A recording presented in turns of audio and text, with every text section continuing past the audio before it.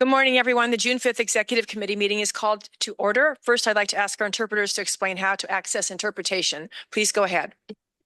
Good morning. To use the interpretation feature, please scroll to the bottom of the Zoom screen where the meeting controls are. Click on the interpretation icon, World, and select English as your language. If you're joining through the Zoom mobile app, cell phone, tablet, etc., please press the ellipsis, then interpretation, and then choose your language. Finally, click on Mute Original Audio to not hear the original Spanish low in the background. Headsets are available for interpretation. If you're in the meeting room, please check out a headset from the receptionist in the lobby. Buenos días. Para hacer uso del servicio de interpretación, favor de desplazarse a la parte inferior de la pantalla de Zoom, donde aparecen los controles. Haga clic en el icono de interpretación, globo terráqueo, y seleccione Spanish Español. Si está utilizando la aplicación móvil de Zoom, celular, tableta, etc., presione los puntos suspensivos, luego interpretación y luego el idioma. Si no desea escuchar el audio original en inglés en el fondo, por favor seleccione Mute Original Audio, silenciar audio original. Contamos con auriculares disponibles para el servicio de interpretación. Si se encuentra en la sala de reunión, favor de pedir auriculares con la recepcionista en el vestíbulo. Gracias. Thank you. Thank you. I'd like to take a moment to acknowledge the land that we call home. The tribal nations of the San Diego region have historically faced injustices. We acknowledge the harmony that existed between the land, nature, and its original peoples, who have since endured displacement, persecution, and systemic oppression. We pay our respect to the unceded territory and homelands of the 18 tribal nations in our region, the most in any county in the United States, from 4 cultural groups, the Kumeyaay Digueño, the Luiseño, the Cupeño, and the Cahuilla. This land has nourished, healed, protected, and embraced them for many generations in a relationship of balance and harmony. As members of the SANDAG community, we acknowledge this legacy. We aspire to learn from indigenous traditional knowledge and experiences in undoing the injustices of the past. Now, please stand and join me in the flag salute. Ready? Begin. I pledge allegiance to the flag of the United States of America and to the republic for which it stands, one nation under God, indivisible, with liberty and justice for all. Michael, can you please confirm quorum? We have a quorum, Chair, with City of San Diego absent. Okay, can you please start calling non-agenda public comment, Michael? How many do we have? Thank you. If you're online, please raise your hand now. We have 4 in person and we have 1 online, Chair. Thank you. We'll start with Truth, followed by Prita Javier.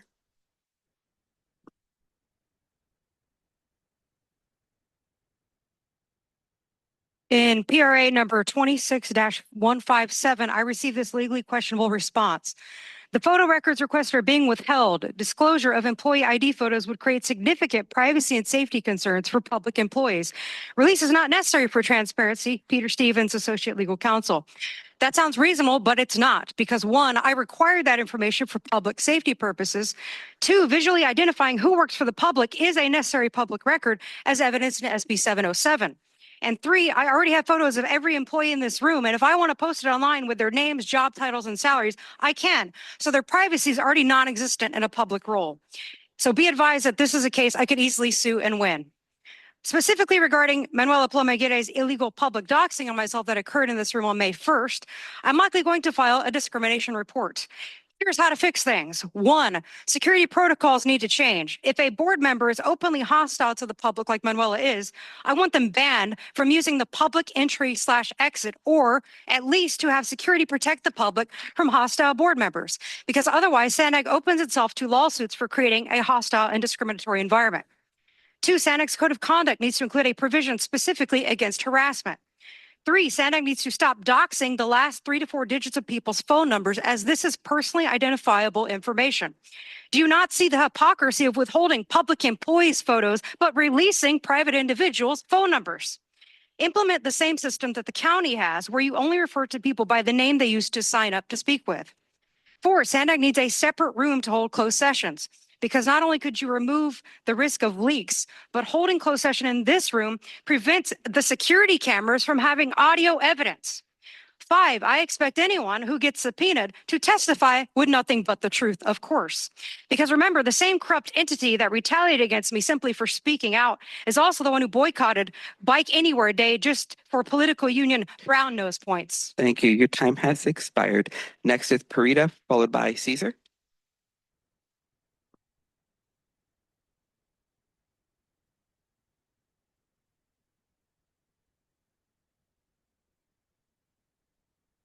Good morning.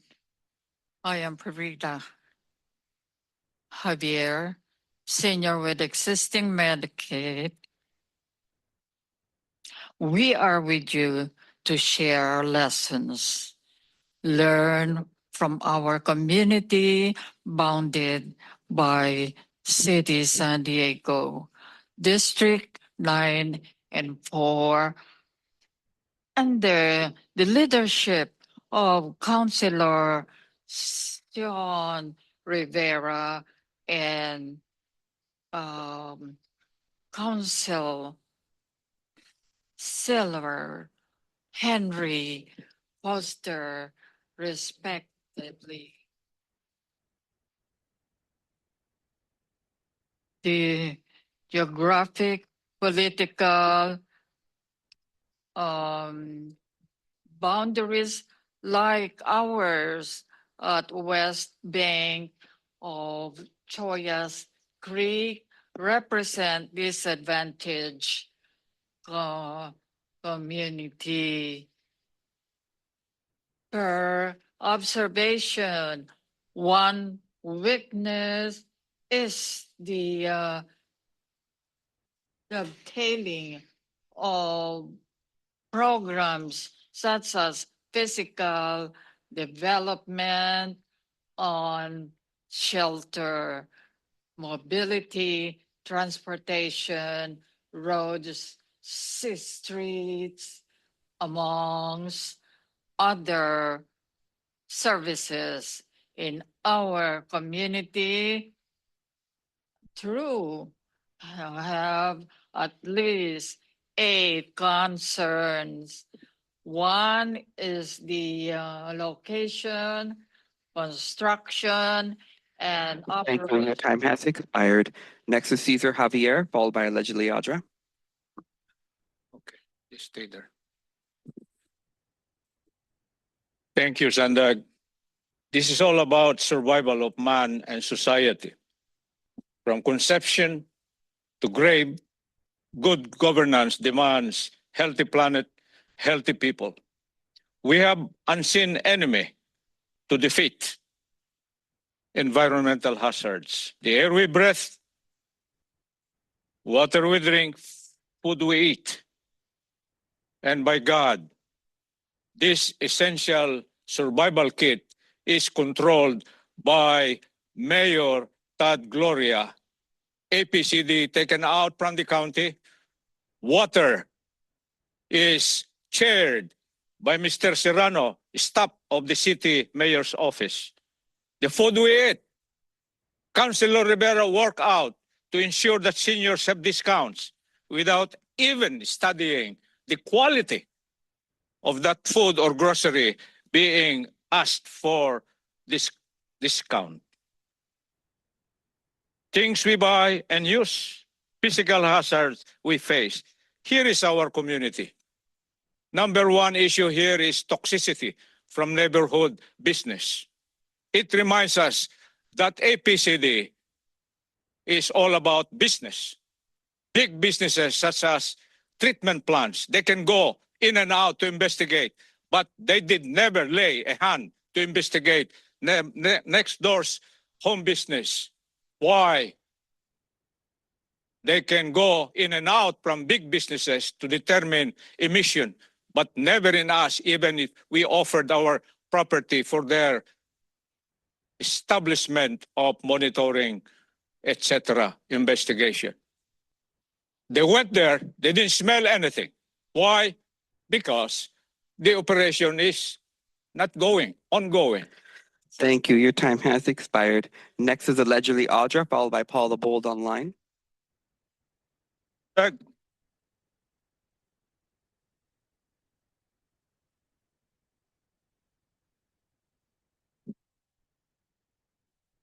This meeting is being ran illegally. I informed you guys, you refused to even come and talk to me about it, where you're saying you're going to talk to your legal team. And now you're claiming that it is being run legally, which everything you're going to be doing today is going to be null and void. You guys do not properly notice these meetings. It has to be posted outside of the room before people come in. You have never done that. So not only is what you are doing here illegal today, I would go as far as to say every time you have had a meeting or a committee or anything like that, you have run it illegally. So it is all null and void. And the arrogance of you to sit here and blatantly, knowing that, you guys think that you are untouchable. And that is what is so egregious, because you continue to violate the law and you want to hold us to a higher standard and make criminals out of people who are even homeless when you can't even be trusted to run a meeting correctly. This meeting should not have ever started. You should have started with, we cannot continue today. We have to come back another time. But instead, you move forward blatantly and willfully, negligently. And this is why you can't be trusted with anything that you do. We pay you a pretty penny and legal to tell you the truth, and they lie to you. And I'm sick and tired of it, because it's happening at boards all across San Diego. And the way that you guys treat us, I was assaulted at a meeting for speaking the truth, and you guys can't even be trusted to follow the law. You should not continue this meeting. And the fact that you are going to means that I'm going after everything that you guys have done to make it null and. Thank you. Your time has expired. Next is Paul the Bold online. Last public comment.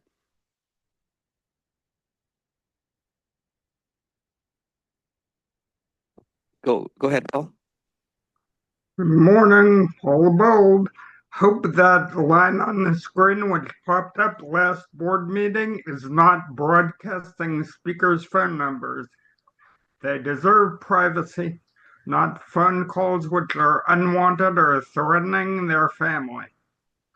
Downtown Stopover is the 1200 block of Union Street between Union Street, A Street, B Street, and State Street. It is within the fault zone, 2 blocks north, 1 block west of SANDAG headquarters, which is also in the fault zone. According to the Cal Geological Survey, the fault line, an offshoot of the Rose Canyon Fault called the San Diego Fault, runs through 305 West A Street, the northeast corner of the downtown Stopover, and actually right across Columbia Street from SANDAG headquarters. It may be time to beef up your building and look for an alternative to the present downtown Stopover site, but quick. The bus drivers need a clean place to go pee and relax. It may be more practical to just rent a place for this for now, as Mrs. Maxon suggested. And there's a website, maps.conservation.ca.gov. Meanwhile, in Atlanta, Waymo auto taxis are shown on video speeding up and down an Atlanta street where children might be playing and also congregating at the end. A whole neighborhood. Hope nothing like this happens here. Especially dangerous to kids and seniors, and I hope you put stronger restraints on Waymo besides. Thank you. Your time has expired. That concludes our public comment on this, Chair. Thank you. Lolly, would you like to respond to some of the public comment, please? Sure. Good morning. The Brown Act requires that the agenda be posted in one location that is freely accessible to the public and on the internet website if the agency has one. So I believe SANDAG posts on the website as well as the Toll Operations Center, which is open 24 hours to the public. Thank you. Okay, right now we are going to move on to member non-agenda comments. Do we have any? I see none. Let's go to consent. I'll turn it over to Mario. Thank you, Chair. I wanted to let the exec committee that on May 22nd, we received a request to be at the Joint Legislative Audit Committee for the California Legislature. There was a request to audit SANDAG. The issues that were being brought up was, have we delivered our Transnet One program? Did we use was the mitigation or the lagoon restoration an appropriate function for the North Coast Corridor project? And there was also, if we're reporting our SB1 and SHOP program funds or using them appropriately. The concerns were raised by Assembly Member DeMaio. He was very gracious on his comments also towards the agency of all what we're working jointly on the agency currently. We brought up that what was delivered on Transnet One. We do not use SHOP funds at SANDAG. That's exclusively for the state. We do the reporting on SB1. And the North Coast Corridor was actually under statute. What was the mitigation that should be happening there? Also following the NEPA and CEQA documents that actually are led by Caltrans, not SANDAG. So the vote was to not audit SANDAG. But I think something that was highlighted that was very important by us, as well as some members of the Assembly, is, like I said, and also by Mr. DeMaio, is the work that we're all doing and the mechanisms that SANDAG has in place to oversight. OIPA, the Audit Committee, the ITAC, the audits FTA does on us, the Oversight Federal Highways does on us, Caltrans, CTC, among some of the agencies that audit a lot of the concerns that were brought up. So I just wanted to let you know, we traveled, Don Batiste and myself, to the Joint Committee. We testified together with Mr. DeMaio, and the vote was 7-6, I think, but it was to not proceed with an audit. Thank you, Mario. Consent comments, please, Michael. Thank you. If you're in line and want to comment on consent agenda, please raise your hand now. In person, we have 3, and online we have 2. Truth, followed by Caesar. Please state the consent agenda item you're speaking to.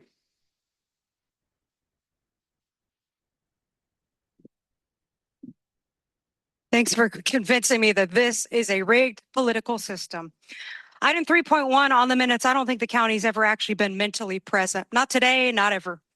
Item 3.2, the June 26th agenda seems like too many discussion items because item 6 on experimental fairs is going to be a long conversation because again, fraud is going on.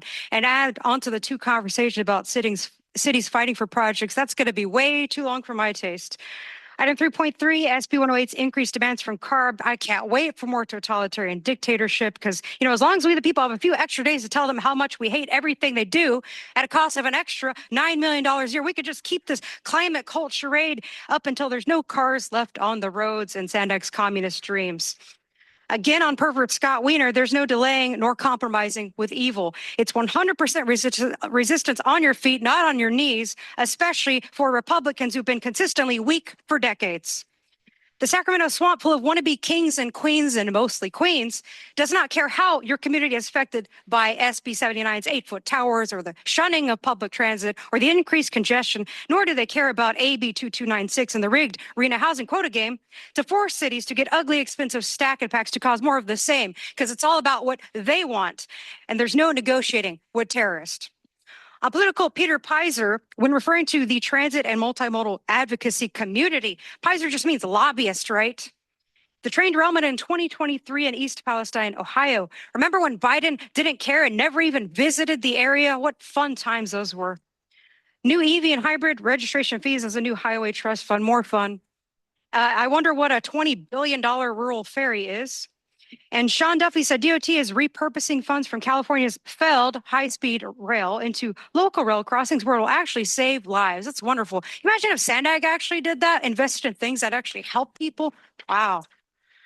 Next is Caesar, followed by allegedly Audra. Please state the consent agenda items you are speaking to. 3.1. Neglect. Our names were not there. Minutes of yesterday give us hope, a process, a look back. We dream, however, that the minutes shall be a robust discussion on subjects about crisis, such as Javier family's toxicity and the huge Tijuana border pollution. 3.2, 3.3 are processes. We were delighted, heard discussions on this. In fact, that gives us more encouragement to be with you, share ideas, learn from each other. In fact, we support this by going, visiting city after city of the region. 4 or 5 more are to be joined in a given opportune time. And we discovered along these processes one sterling wealth of knowledge. Councilor Tracy Martinez of Del Mar exploded the support to us, and the city, through the city manager, will write a letter to the county concerning all about this, not only on mobility, but community sustainability, particularly air quality. Thank you, Sandag. Next is allegedly Audra, followed by Paul the Bold online. Please state the consent agenda item you're speaking to. Doesn't really matter because you're running this meeting illegally. You ran that meeting illegally. So everything in those minutes is null and void. I'm calling bullshit on what you're saying because it's not past security where you come in and sign up that you have to notice the people. It is outside of there, and you know it, and you are blatantly lying, and you guys are all engaging in fraud. You are the ones that should be in jail, not people who are trying to survive, who went and took a couple watermelons and now are charged with felonies. You guys should be charged with felonies. You engage in fraud, waste, and abuse with every penny of ours. And we pay you to do it. And you can't even look up because you guys know that you're wrong. It's disgusting. Yet you continue.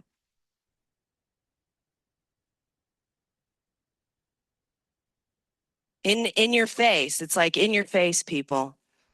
We're going to continue to blatantly do these things, waste your money, come after you for more while you're just begging for scraps, trying to survive while these people sit up on a dais and blatantly violate the law, but expect us to uphold it. Law enforcement is doing it. You guys are doing it. And then if anybody questions you, you don't like it and you don't want it to be transparent. We should be having this conversation in front of the people, yet you couldn't even come back to me and talk to me about it because you know you're wrong. So FAFO, let's fucking go. Next is Paul the Bold online, followed by Blair Beekman. Please state the consent agenda item you're speaking to.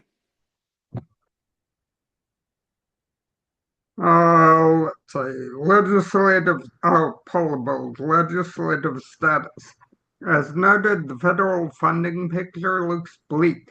Transportation for America calls the pending transportation funding bill, quote, an extension of the status quo, which is failing to deliver on our core priorities of safety, sedative repair, and making substantial investments beyond new highways, unquote. State report. I note that CARB is estimating costs of 8 to 9 million yearly to do its job under SB 1087, which promotes transparency in the use of meaningful data and setting things like GHG goals. This is ridiculous. Do we need CARB? 3.2, review of agendas. Summer's here, time for a long break and no meetings for a while. Woohoo! Huge uncertainty surrounding the federal transportation budget with multiple funding issues and clawbacks noted in the last legislative report.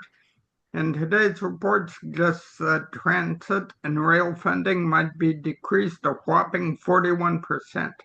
This item 3.6 merits a full discussion and should be a separate item on the discussion agenda. Item 3.5 has to do with a similar state-funded transportation, and I would suggest also giving it a full discussion. I note that both the feds and state are broke, especially the feds, in funding. Even if approved, may be uncertain as to when you'll get it and with what strings attached. Approval of the meeting minutes. Here comes the list of names, like Tony's, and who did what on the Thank you. Your consent time has agenda. expired. The next public comment, our last public comment is Blair Beekman. Please state the consent agenda item you're speaking to. I think all three on the consent calendar I'll be speaking to, but mainly the meeting minutes. I don't know its number. I'm very sorry. To speak on the meeting minutes from last time, you had an item of a legislative status report. And Blair Beekman, by the way, if I didn't say that clearly, happy June and happy election time to everyone. I wanted to comment that on the legislative status report that, I've been talking a lot about how we can be working a future of ARGIS where to kind of delegate data collection to the Jayhawks area more for like issues of like undocumented and things like that. In working with Oakland a lot lately, I'm getting into how they're working and just following along their programs because they're doing such incredible work with flock issues and how to slowly separate from flock, with community effort and activity. And with that, they are working on a way to leave have undocumented be accountable in the massive data collection centers, in the main data collection centers like Jayhawk in the future, if not at all. And so I have to kind of change my tactics and how to talk about what I think the future of ARGIS should be, I think, and to respect that. And to note that we really work on issues with CLETs a lot already, and that can be a source of how to address, maybe that can be a sole source of how to address the undocumented in our data collection in the future. And I'm really hearing what Audra is saying, and it's really important to have a public notice available somewhere. And if it's difficult to have that within the building because you're in a new building, maybe you can put it at the county or City of San Diego offices. Anything to work on. Thank you. Your time has expired, Blair. That concludes our public comment on consent agenda, Chair. Thank you. Any member comments on consent? Supervisor Aguirre. Thank you, Madam Chair. Just a quick question for staff on item 3.3 of the legislative report regarding the decreased funding for 41% overall decreased funding as it relates to the House Transportation Appropriations Bill. I read that transit and rail are going to be decreased. Can staff just broadly talk about the impacts that will have on our regional transportation plan?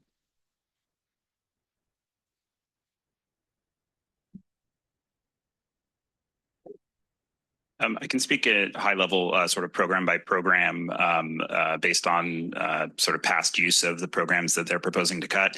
The biggest one is the federal state partnership for intercity rail, which is one of the bigger rail focused funding programs. It's pretty flexible in the types of projects it can apply to. It's certainly envisioned for some of our sort of future funding aspirations for projects that are yet to be at that point. I would also note that the CRISI program, which is another rail-focused safety-oriented program, is also significantly reduced. In terms of how it would affect specific projects or programs that we have planned, I think it's a little difficult to sort of pinpoint specific implications beyond the corridors that we apply those funds to, just because we haven't envisioned what the applications we would apply to future grant opportunities would be. I don't know if Mario has sort of a high level expectation in terms of, you know, what may end up, you know, down the road. A good way to summarize that at a high level. Supervisor, I think, you know, this is the first cut from Congress. It's now at the Senate side, and it's going to go back and forth, even through probably a transition in Congress. So what we have seen in prior bills, when they're being renewed, the transportation bills, they're probably going to go for 6 months to a year continuous resolution while the details are being hashed out. And I think that's where the different agencies and advocacy against and in favor of different subjects, included transit, will be coming up. Don, do you have any other info? Yes, you asked specifically about implications to the regional plan. I can't hear you. Once we have a regional plan adopted, when things like reauthorization are going through, they don't get addressed in our regional plan until the next regional plan cycle. And it will, whatever comes out with reauthorization will influence our assumptions in our regional plan. We do use historic, you know, rates of, you know, success on things like the competitive program to make assumptions moving forward. If all those competitive programs went away, we would need to make some additional assumptions on the revenues moving forward. But the existing regional plan doesn't get touched related to that. The future regional plan would. Okay, that's great. Thank you, because I know some advocates have been concerned, and rightfully so, right? They're nervous that these cuts are coming. They just wanted to know, like, how, when, and by how much it's going to impact some of the specific projects that they may be focused on. So just as a reminder, when's the next iteration? When do we approve that, the next regional transportation plan? 2029. We're already working on it, I know, but it wouldn't come back to us until 2029. Okay, thank you. Thank you. May I have a motion and a second, please, for? I'm happy to move. Me too. Second Vice Chair. Sorry, I guess you didn't see me here. Yeah, sorry. You know, just before we go on, I do want to talk a little bit more about that posting of the agenda, because the place where, not just online, but the place where I'm sorry, I forget her name. Where is it that it is posted for the public? I'll defer to the city clerk, but I believe it's the Toll Operations Center. Okay, where's the Toll Operations Center? It's in Otay Mesa. And what the team is going to be working is trying to post here. The building has not allowed us to post. And we will become very active talking to them. We checked the Brown Act. We were checking it, saying posting it in a public location accessible to the public. That's our next public building that we have. But we will be working actively on trying to negotiate with the building administration to post also in this building. Okay, that was what my concern was, is that, and you know what, I do appreciate you bringing this up because we've talked about it at my council before. And the bulletin board is the most likely place to put one if we can get one. And I think we should work very diligently with our management team here, because now I guess maybe a question is, can people without a key or a card key even enter this building at nighttime at any time? That wouldn't. Do we know? No, to the lobby. Yeah. No. Okay, because that's what I think is problematic here, because even if we put it in the lobby, 72 hours ahead of time, that still doesn't actually comply, in my opinion, with the Brown Act. And I think putting it at a toll facility in Otay Mesa doesn't also actually comply with the Brown Act. Maybe as a technicality it does, but not as a, something that's convenient for the public. So I agree with you. We will be very actively, this is the first time that this came to my attention. So we will be working with building management, maybe posting on the walls, even putting on a bulletin board on our side, but facing the window, so people can see it. Make sure it's big enough people read, though. Yeah, we'll try to comply with all the requirements, but we will begin that conversation. But checking with the council, technically, like you said, we did comply by posting it in our other public building that we have and we own. But it's something that we will be working to clear it and don't put any questions on it. Okay, great. Thank you. May I have Mayor Duncan. I'm happy to second the motion to approve the consent calendar. And Thank just you. one brief comment. One other thing that I'd recommend legal counsel take a look at is my understanding is there was a change to the Brown Act, which also requires a public area for translations of the agenda to be posted at the agency as well. So it's like a public bulletin board. It's very weird. I don't like that change to the Brown Act because that translation is not vetted by the agency whatsoever. So somebody could put up a totally bizarre translation of the agenda, but that public area to allow those to be posted is required now under the Brown Act. And I believe it applies to all agencies, but I'm not 100% sure it applies here. But our counsel at Coronado's opinion is that it definitely applies to Coronado, and we're going to start complying with that. In how many languages? We don't have to do any of the translation as the agency. Oh. It's open for the public to post whatever they want of their own translation. So they would be posting it from the outside, Yes. whatever they would want to. Yeah, so it would say. have to be not only accessible, but also the bulletin board itself has to be accessible to have them put things on. Oh, well, that'll last about. So just take a look, and I'd love to know if you find something different I'm sure for all of our agencies. Mayor Sanchez. Could we possibly explore libraries and maybe have them, I mean, if there's one central place that they have like city council agendas and things like that, maybe it'd be there too. And the rule is if you have a population of at least 20%, that the agency itself would have to provide those translations, but anything less than that, others could do and post. That's correct. And I believe we've determined that that language is Spanish. There's also a section in SB 707, which is the amendment to the Brown Act that relieves the local agency of liability for, errors in translation if the public posts wrong translations. So. Okay, all in favor of approving the consent calendar, say aye. Aye. Any opposed? Any abstaining? Okay, that passes unanimously.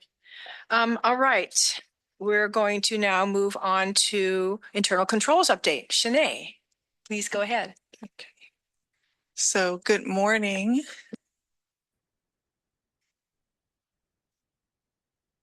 There we go. Good morning, Shanae Pickney-Forrest, Director of Internal Controls, here to present the Corrective Action Report as of May 31st, 2026. Before we dive into today's data, I want to acknowledge that the report shares a similar structure to last month's report.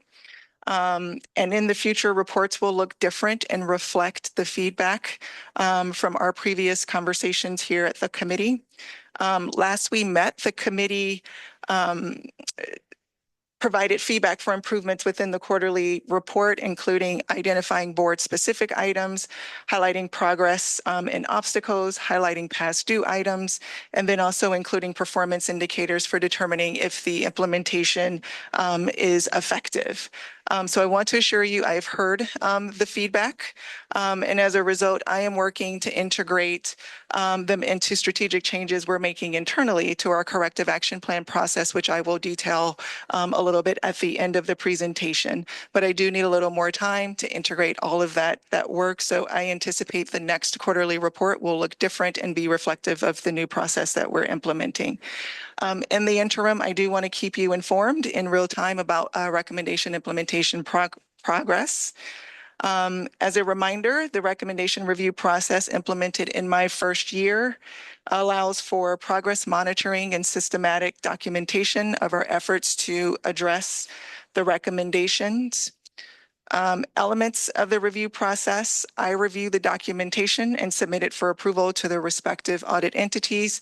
And then I also summarize results in a quarterly report and present it to this committee. As for the data, in the last quarterly report, reflective as of a close date of February 28th, 2026, there were 328 audit recommendations. As of May 31st, 2026, there have been no changes. Recommendations by status, and looking at the graphic on the right-hand side, there were 248 recommendations that were due through May 31st. We have implemented 75% of those. Also of note, during the period between February 28th and May 31st, we closed 28 recommendations. Recommendation status by audit. I want to highlight a few items. We have implemented all of the 2018 Transnet recommendations, so the recommendations from that audit are completed in full. For the Transnet 2021 recommendations that were due through May 31st, we have implemented all of those. There are 6 recommendations remaining in total for that 2021 audit. 3 of the recommendations we are presenting to ITALK next week for implementation consideration, and 3 of those recommendations we have a recommendation closure date of anticipated December of 2026. For the Transnet 2024 audit, we have implemented all of the recommendations due through May 31st, 2026. For that audit, there are 4 recommendations remaining in total. 2 of those recommendations we are taking to the ITALK committee next week for implementation consideration. The remaining 2, we have a closure date of December 2026. In looking at recommendation status by theme, when I first arrived, seeing the trend in the audit recommendations, the goal was to focus on standard operating procedures, training, and central repositories and documentation. So currently, we have implemented a substantial number of the SOPs. The SOPs will be a continued area of focus in fiscal year 2027 as we begin to bring some of the Weaver financial and accounting assessment recommendations online. We're also continuing to address our central repository and documentation related recommendations. Within the year, large efforts have been made towards the recommendations related to our contract management system. And then as we mentioned to this committee during our ERP 101 presentation, we still have other systems that we are working to integrate, and that will also be a source of our continued effort regarding those recommendations and making sure that we're effectively implementing those. Lastly, as it relates to training, all of the training recommendations that were due through May. Oh, I'm so sorry. Did I not? Oh, no, I was.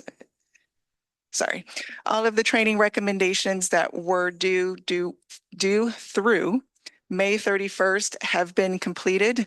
Largely the core of those items, again, were related to recommendations regarding our contracts management system and bringing staff up to date in terms of our operations and any changes that have been made regarding those 2 systems, that primary system. In looking at recommendations by risk level, for recommendations due through May 31st, 31% of the recommendations in that period were high risk, and roughly half were medium risk.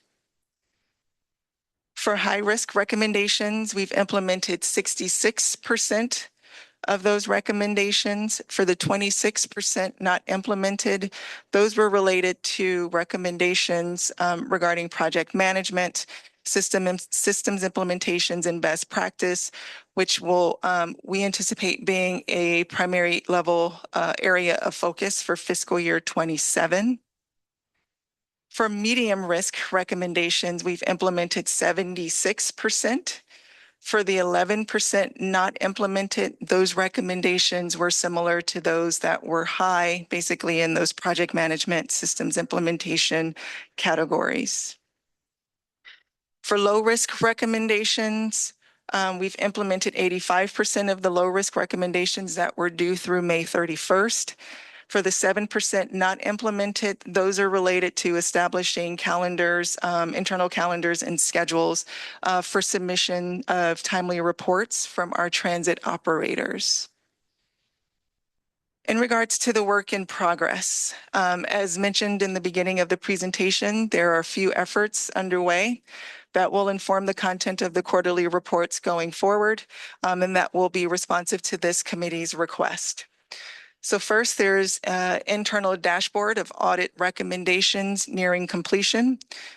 This is the dashboard that I developed when I arrived, and it is actually getting a data upgrade. So now that information that I have been tracking manually will now be tracked internally to a primary dashboard where I can pull the data fairly easily, as well as the responsible recommendation owners. They will have access to that dashboard so that they can keep up and stay on top of their individual due dates. Additionally, I have developed a risk-based corrective action plan matrix. So this matrix will help myself and the executive team assess which recommendations we will prioritize for implementation. So that CAP risk assessment will basically assess the recommendations based on their risk level, based on area of impact, and then based on areas of effort, so that we can kind of pull resources and pull our area of focus to particular areas, and then we can kind of plug away at getting those recommendations implemented. Additionally, I am completing an internal risk assessment for my internal control work plan, where I'm looking to next year conduct more reviews and ongoing monitoring of our internal controls. I am also looking to work with the Office of General Counsel in regards to board policies and updates. That is a part of the presentation that Teddy will present later today. And if there are any areas of interest to this committee that you would like for me to focus on for my internal work plan, I am interested in hearing about those. We're also continuing the internal assessments of our toll operations and HR departments. And then we have the, I'm overseeing the ongoing audits with OIPA and our other audit bodies. So in conclusion, there are 4 questions for consideration if the board, if the committee would like to provide feedback. Question number 1, if there's any specific areas of interest you would like monitored as part of my fiscal year 27 internal controls plan. Question number 2, what factors would you like to have considered in the corrective action plan risk assessment matrix? Question number 3, would this committee like an overview of the internal controls training that's anticipated to be ready for staff in Q1 of fiscal year 27? If this committee remembers, upon my arrival, originally the OIPA was going to put together an internal controls training based on this position being developed. That was passed over to me. That training is basically nearing its completion in terms of the formatting and how it's going to be released. So if this committee is interested in having that training, which I am offering it up and hoping that you would say yes, that training will be available. And then lastly, what information would you like to have tracked regarding resources related to audit and internal control activities? And so with that, that concludes my presentation. Thanks, Shanae. Very nice presentation. We'll first go to public comments and then we'll go to the committee. Thank you, Chair. If you're online, please raise your hand now. We have 2 in person and we have 2 online. First is Truth, followed by allegedly Audra. This is item 4. So Shawnee, pretty good. Teddy, absolutely horrible. The top two themes are standard operating procedures and numbers. The bare bones basic SANDAG has failed miserably at. If there's nothing to hide, SANDAG would have already provided all data according to clear and open procedures, and that are provided to the public via a repository consisting of an online public record system, yet not a peep-here on transparency. About 77% of all recommendations are a medium to high risk. So is there actually enough staff to prioritize so many priorities? Minto, I actually support you for chair, CEO, and internal controls director, because you're the only person here who has brought any transparency today and even in the past. It's actually unbelievable that $1 billion agency didn't have a dashboard of audit recommendations to begin with. It's like watching or trying to hear a Lemon Grove City Council meeting that's now down to barely one working microphone for the entire room. You should check that out sometime. It's hilarious and sad. Why does there need to be an internal assessment of HR? Has something gone wrong? The discussion questions don't make sense. On number 3, would a staff training preview be available to the public? Because that's who you're actually talking to. Why would you need the training ahead of time? Do we get to be part of the training? On number 4, what information does anyone need other than the dashboard to see the open audits and the current progress of audits, or is resourcing a budget question? A real-time counter showing the tax dollar consumption of SANDAG and its required audits would be useful. What controls are being implemented for out-of-control projects like the $30 million plus Imperial Avenue Bikeway or the $92 million Youth Trafficking Opportunity Program? Because last meeting, we had a very non-transparent game being played all around. Antoinette said it's not a pilot because we changed the funding mechanism. Oh, really? Who ran that by the public and board first? Susan said we worked out an arrangement with the transit agencies. It's like, whoa, 100% external controls there. So who's really in control of this board? Is it staff? Is it the CEO? Because last I checked, it's allegedly supposed to be we, the people, who control what projects get approved and how. Next, allegedly Audra, followed by Paul the Bold online. If you can't be trusted with a little, you sure as hell can't be trusted with a lot. I'd like to continue this conversation because, again, this is being run illegally because this is the headquarters and you posted the meeting, 30 minutes away at some other building. That is still a violation. That is not proper notice. In fact, that looks like you're trying to hide the meeting from the public. And so you could cure and correct it right now, or we can go down this path and I can go after every single thing that you have done because it would also have been done illegally. I mean, it's like if somebody is noticing at their house because they want to be remote, they have to post it outside of their house 72 hours prior. They can't go to their vacation home and put it there because it's by the public and be like, I'm noticing the public. No, it has to be outside your house where you're going to be in the meeting and the public has to be able to access that. So for you to give a bullshit answer and be like, it's down at the toll operations center. This is why nobody knows who the frick you guys are, because you hide intentionally and you willfully continue. And that's why it's like, if you can't be trusted with something as little as being able to notice a public meeting, and you guys get billions of our dollars to just throw away, shit. And it's so arrogant. It's great. I love it. It's like, it just shows the people exactly what they need to see. That it's a big, fuck you, we're going to do it anyway. We're going to run the meeting anyway, even though it's null and void. And that means when it's like, yeah, when we want to do this, we're going to say, fuck you anyway. We don't need your consent. We represent you. That's why we're putting here. You voted for us. Good job. Next is Paul the Bold, followed by phone number ending in 8813.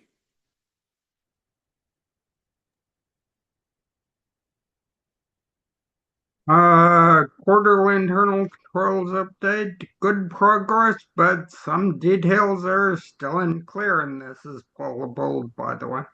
Are a substantial, it looks like a substantial number of recommendation corrections are due, but are not done. Is that correct? I mean, if so, that's pretty disgusting. I mean, slide 6 shows good progress, closing 29 audit recommendations over the last 3 months, hopefully doing what was recommended and not just closing them like you tend to do. Slide 7 shows less unimplemented old recommendations, only 5 4-year-old items. That's good, but it shows 20 unimplemented recommendations for the HNTB audit. Might be simpler just to fire an HNTB. Slide 10 is disappointing in that it does not show which high-risk recommendations are 4 years old. Good progress, but would like to know how much 4-year-old risk there is at SANDAG. I am concerned about many contracts as well, duplicative efforts, high contingency fees, and many other issues. Is there a database readily available to the public?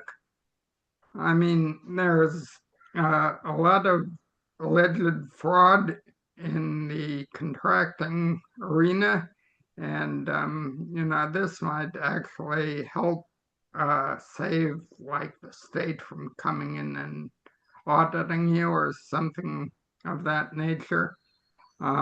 Thank you. Your time has expired. The last public comment is phone number ending in 8813.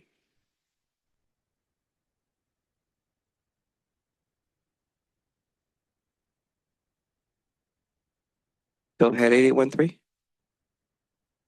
Consuelo here. Michael, you know it's Consuelo, and you didn't have a problem saying by putting my full phone number on the closed caption, but that's okay. That'll be addressed in the near future, brother. Anyways, okay, on to this item. Okay, so yeah, first off, thank you, Audra. And yeah, it's just a reminder, it takes a handful of people who actually are paying attention to catch these mistakes. And that's probably exactly why you guys don't want the public's participation. Yeah, it's just amazing how SANDAG presents itself as a world-class agency. But yeah, but we know it to be something way different.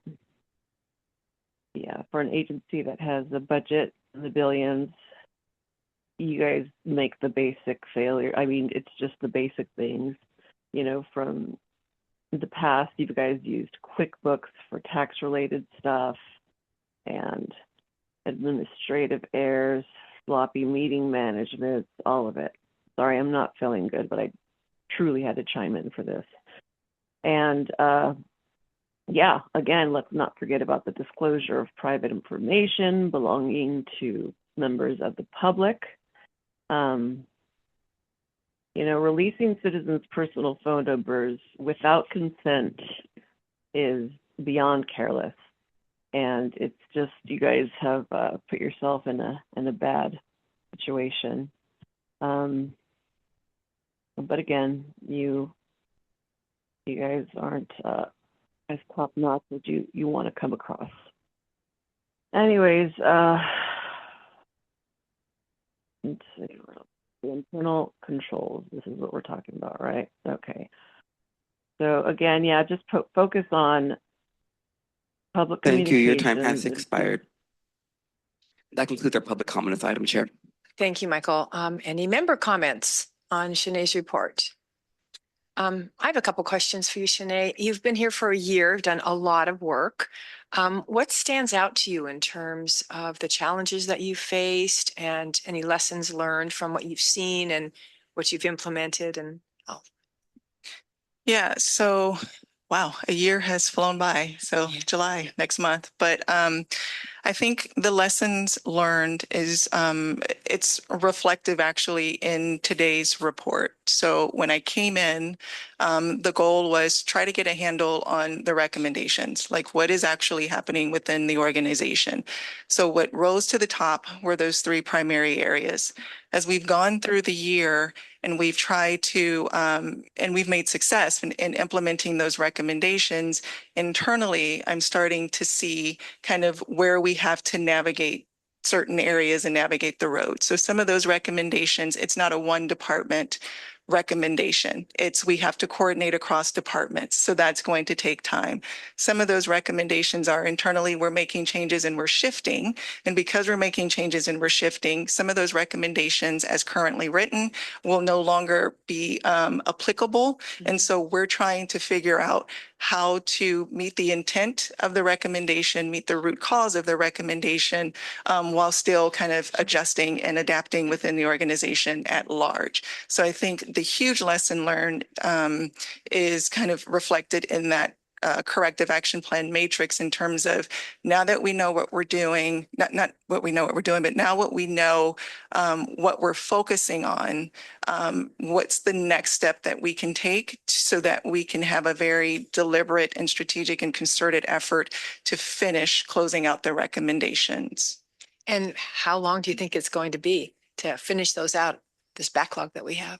Yeah, so realistically speaking, I think it's going to take at least a year because, again, some of those things, when you look at the recommendations, again, when I go through and take a look this quarter, some of them we're starting to see alignment and similarities. So we're going to start seeing project management recommendations. So there's a crux of those, but then based on what we're focusing on internally, we'll start to kind of piece those together and kind of get those implemented. The systems implementations items, again, same process. So I think at the very least, for the ones that are outstanding, it's probably still going to take a year, understanding that there's going to be new recommendations coming online from audits that are pending completion. Right. And some may take priority over what you've been working on. We don't know that yet. Correct. And that's part of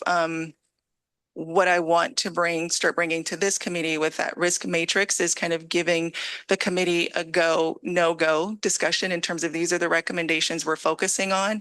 Are there any of the recommendations that we've kind of put, that we've extended the calendar on that this committee thinks that we should elevate and have a conversation on that so that everybody's very aware and clear on the decision-making process that's happening internally. So you must have prioritized based on risk, I'm gathering. Initially, it was risk in high trending areas. Now we're prioritizing based on risk, area of impact, area of effort, and then any other outside feedback that we get from critical stakeholders. And it sounds like you'd like to show us a little bit more about the training that you're putting together. Is that it? Yes. So the internal controls training, that training is going to be designed to be cyclical. It's designed for employees who are onboarding. And I think it would be a good idea for the board and the committees to take it because it's actually going to explain my role versus the Office of the Independent Auditor.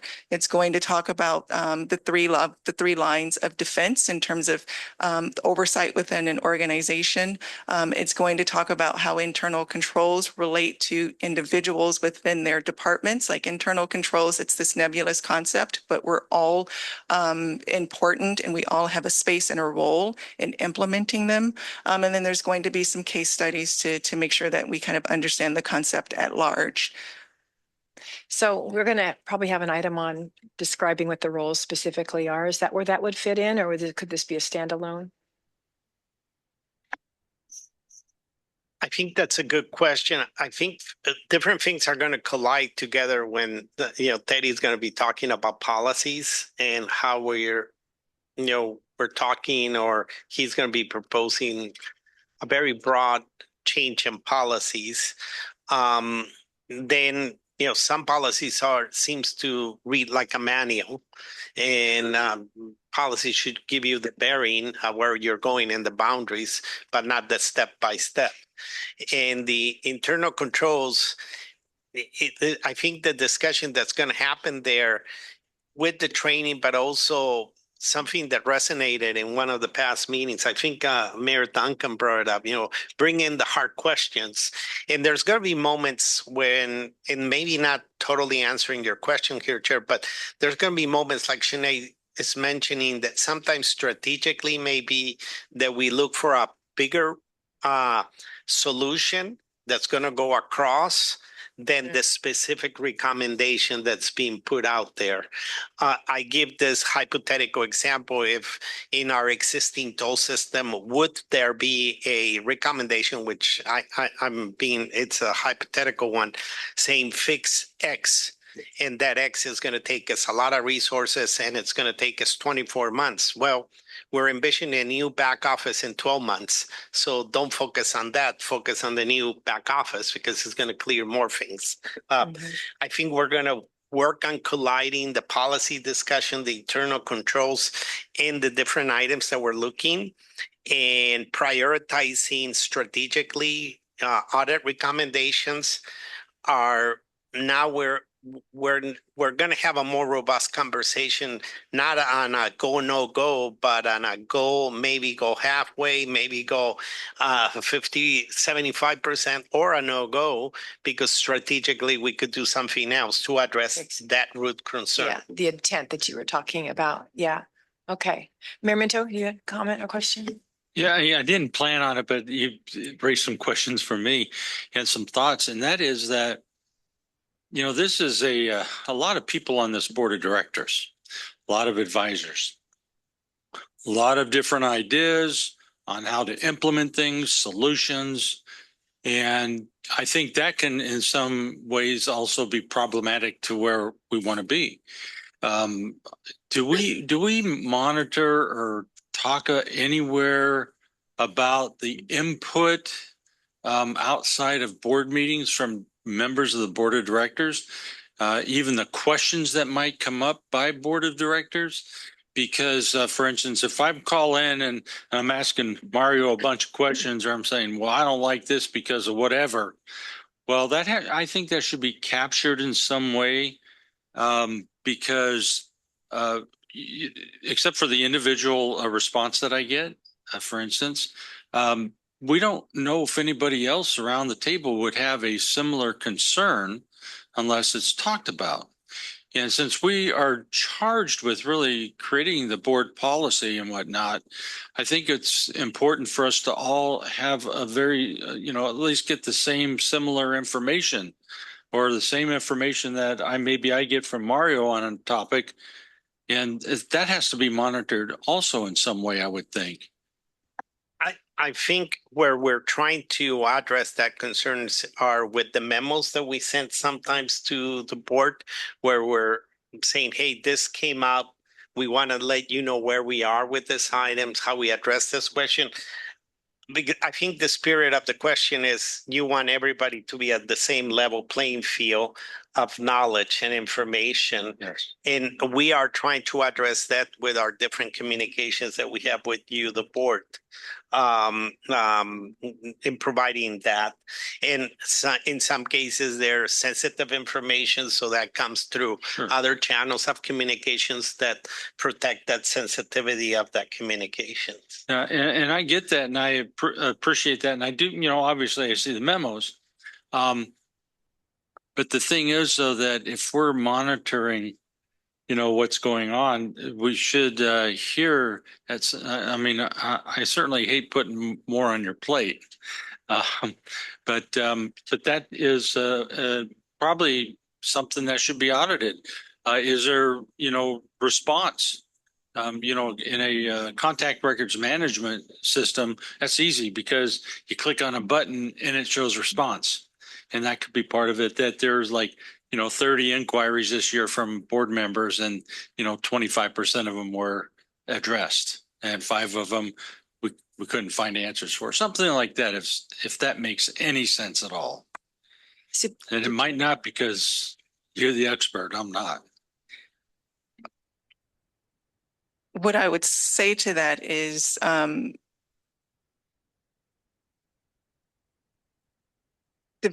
going to say, let me take you out of the hot seat here, because, just throwing it on you like that, you might want to think about that for a little bit, and then maybe just come back. And I'm okay if you just come back and, send me a text and say, what the heck were you thinking even? Because sometimes there is not an answer quickly. Yeah. And I don't want to put you in that position. Appreciate it. But the response initial response is that is the purpose of the quarterly reports coming forward so that we can be very transparent about the decisions that we're making. We're all sitting in the room at the same time. I can intake that information, go back and make adjustments accordingly. Okay. That's my initial thought. Okay, thank you. You're welcome. Supervisor? Thank you, Shani, for that answer, because I was thinking exactly the same thing. That is literally the purpose of our open meetings, is to have these discussions and make these questions in front of the public on the record so that there's no issues of transparency. Something we could think about that when I was mayor in IB is if one council member had a question to city manager, for example, the city manager would blind copy the rest of the council and answer the question and share the information with all of the council. So there wasn't a perception of advantage to any one council member. But I think that the most transparent way we can address the concern from the mayor is having those discussions here during our Brown Act meetings and for the public to have input.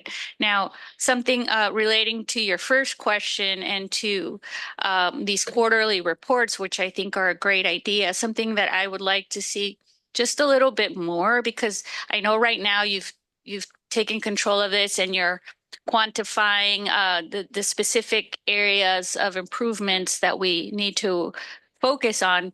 It's very quantitative, and I would just like to hear a little bit more about the qualitative information. So let's say you say we corrected 28 actions that had been identified in the audit. Yes, and what outcome will that have? You know what I mean? So the quantitative and the qualitative, I think. Like the benefit to the agency or the process. Absolutely. Yeah. And to the public, right? The transparency purposes is important too. So thank you. I appreciate that observation and will happily oblige. You rarely get the request to do the qualitative.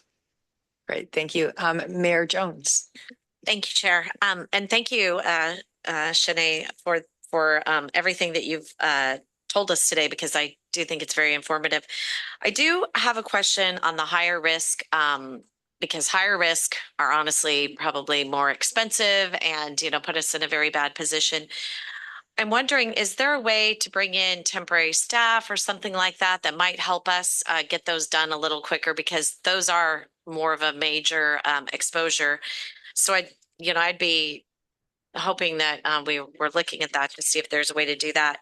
And then just kind of thinking about,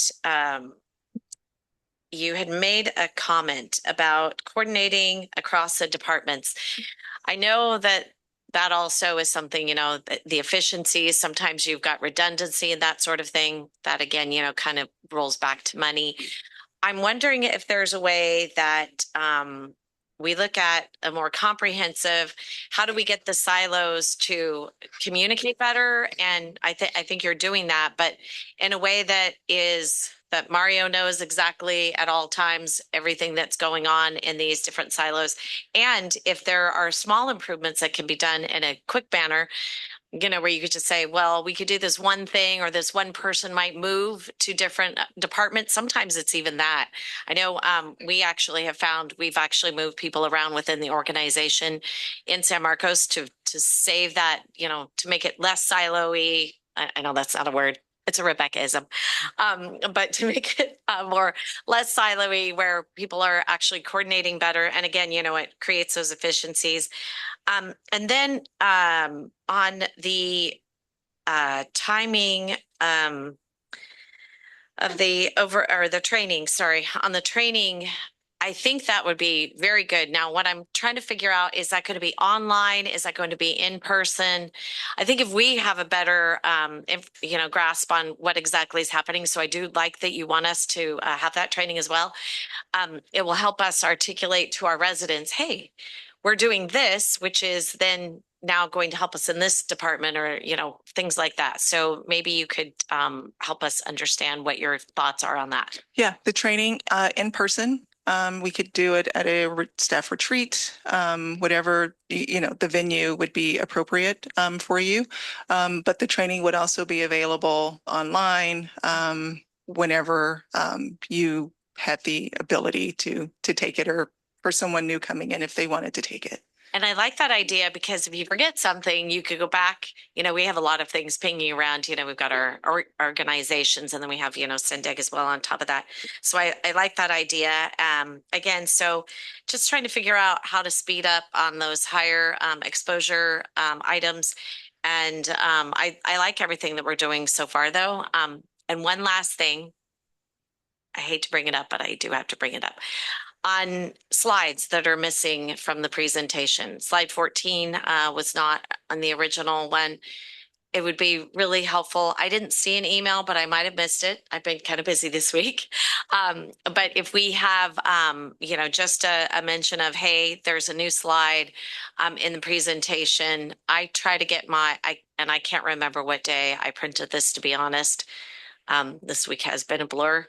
But I think just having, you know, a mention of, hey, there's a new slide to item number this, and I think that all would be very good just for us to know.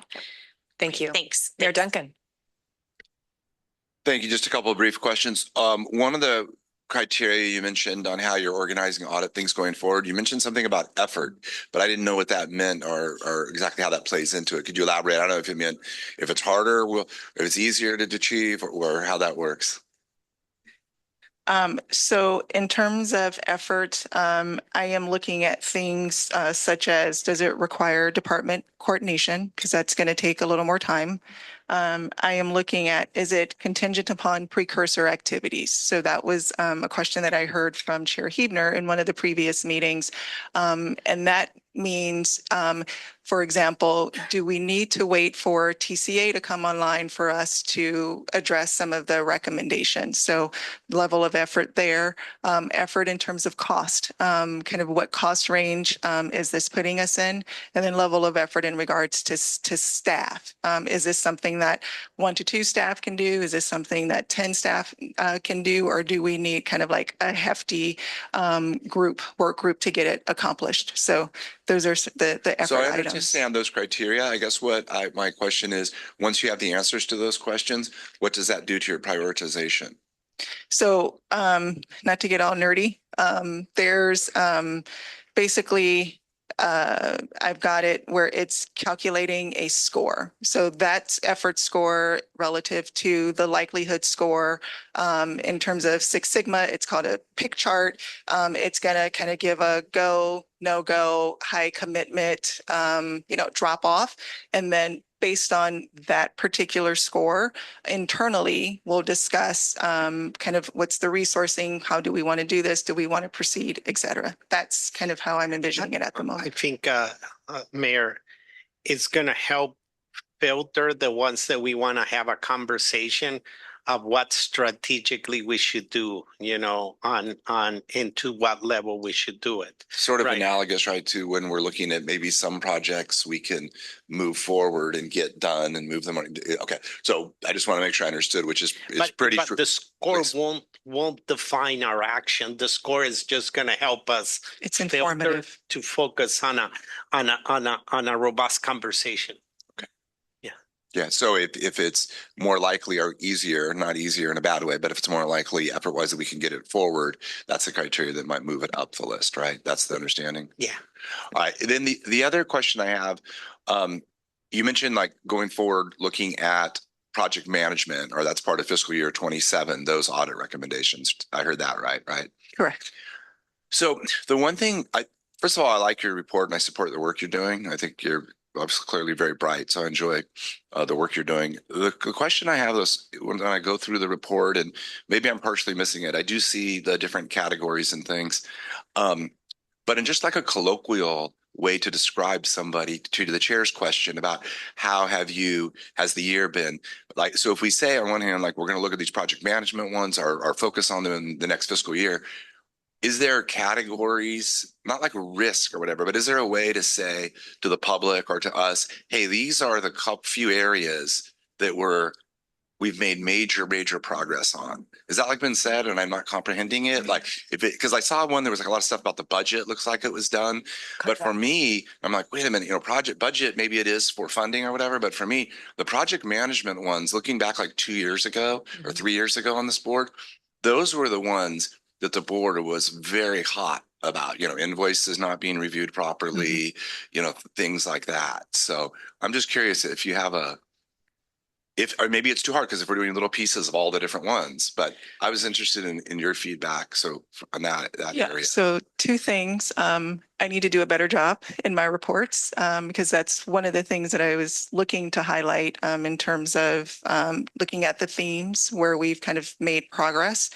And then two, that's the kind of feedback that I need to hear so that when I bring further reports other reports forward, I can pull out those things that are of great importance to this committee. So the project management items, invoicing items, I can start kind of pulling that out and highlighting, good or bad, where we stand on those. So I'm intaking that information and we'll try to kind of calibrate the reports accordingly so that we can have those discussions and I can continue to have a pulse on what this body is kind of looking to hear. Because there's a lot of information. I'm pulling out what I think is relevant, but it would be helpful to me for you all to continue to tell me what it is that you're looking to see. Yeah, no, I appreciate that. I mean, and it is relevant to know how many high risk ones are being resolved. It is relevant. The stuff you're providing is relevant. And and you feel free to tell me, like, if more of it's in there and I'm not fully comprehending it, that's part of the reason I'm asking. I don't mind being educated on something, but yeah, the themes of subject matters being kind of put behind the agency, maybe they never fully will, but somewhat more put behind, like if that's what we've done in certain areas, that would be better for me to understand, to be able to explain to members of the public.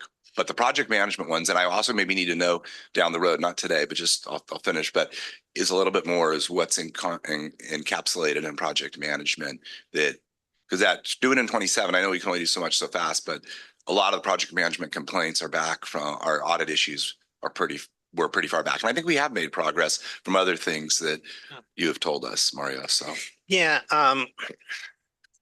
if I would summarize it, I would say controls. And then when you dive into controls, I think that's where the major areas that we've been focusing and that the recommendations kind of highlighted was contracts, right? But then you go, we're like we have so many activities as an agency. A lot of focus was put on contracts for project delivery. And so that's where it leads you to project management. Project management has many, many arms into it, but it's project controls, right? When do you have the controls and line up the controls on the contracts unit, the finance unit, and the project manager? When do you approve work to be contracted? When do you approve payment to be done? Have you checked if the work is done or not, duplicated? Is it within the scope of the project? Is it within schedule? And is it within budget? And I think those three elements, the scope, budget, and schedule, are where we're trying to now focus. And that's where eventually in the near future, Clint Pease will come in and show you that's how he's starting to track that. We now have a unit within his group that's specifically tracking contracts of projects and going, how you doing with your budget? How you doing with the change orders? And putting a lot of filters and controls and dashboards on it. So, but I think if you summarize it, it was controls within contracts, then you go within the projects, capital projects, and tracking the scope, schedule, and budget of it. I hope I didn't go too deep in. No, it's very clear, and I understand sometimes preliminary things have to be done before you can do other things.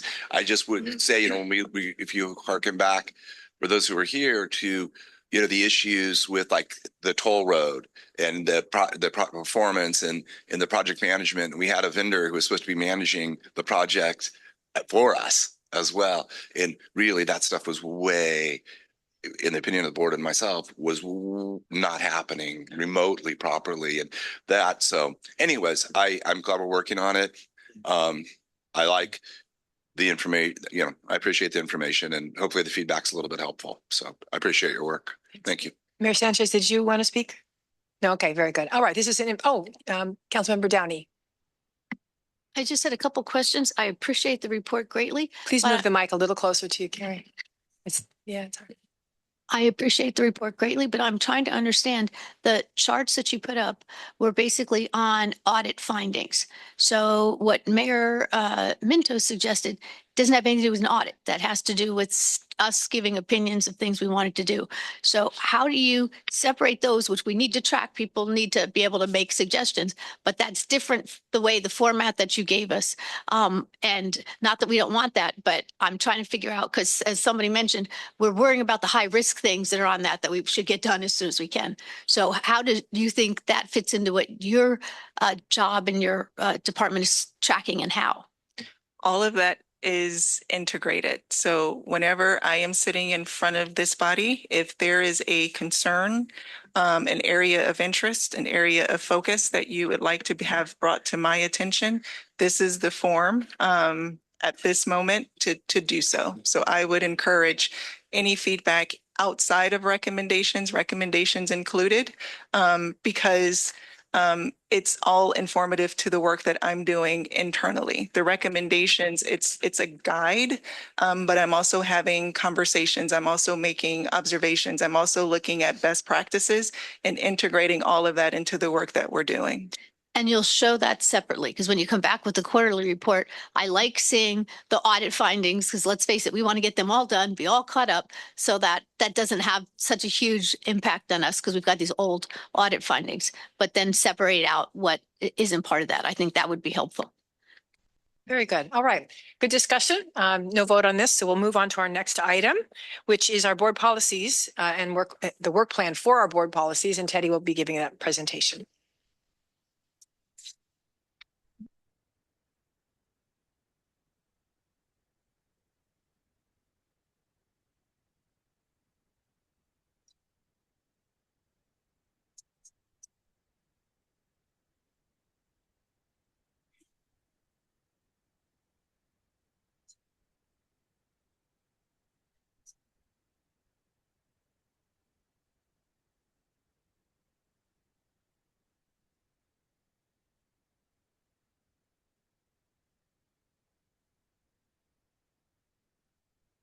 Hi, everyone.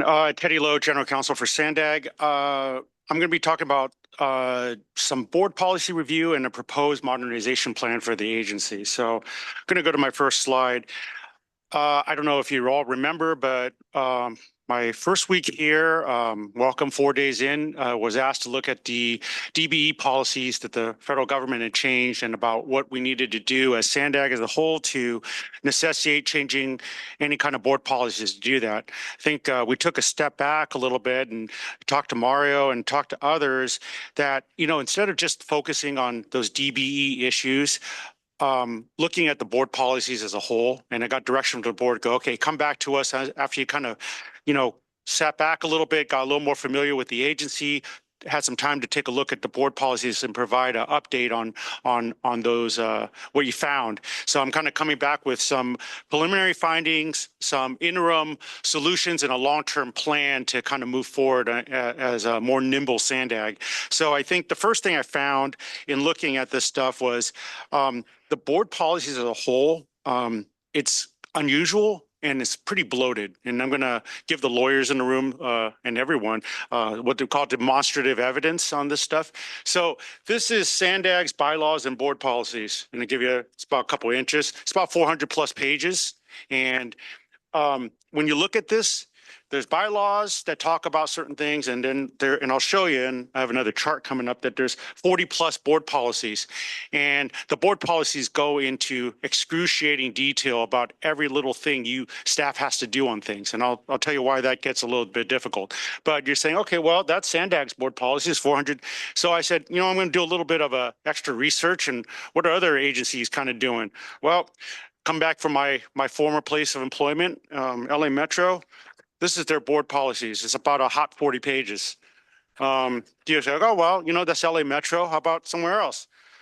This is BART's policies, probably about 50 pages. Pretty big agencies, right? And then you're saying, oh, well, how about an MPO? This is SCAG's just north of us here, about 40 pages. So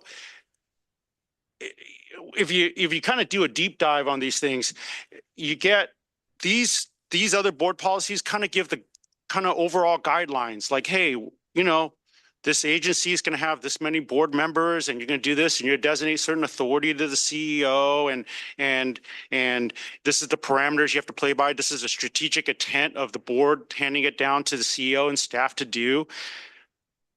That's kind of what board policies should kind of do and bylaws should do. SANDAG's policies, literally, if you go to our favorite board policy 16, which is the procurement policy, it tells you the definition of what a contract is. It tells you every little step that staff has to do to send out a procurement. I've assisted writing procurement manuals for lawyers and contract administrators. I wish I had this to write the stuff in because this is how detailed it is to do that. That's kind of not what board policies should be. And that's just one example of board policies.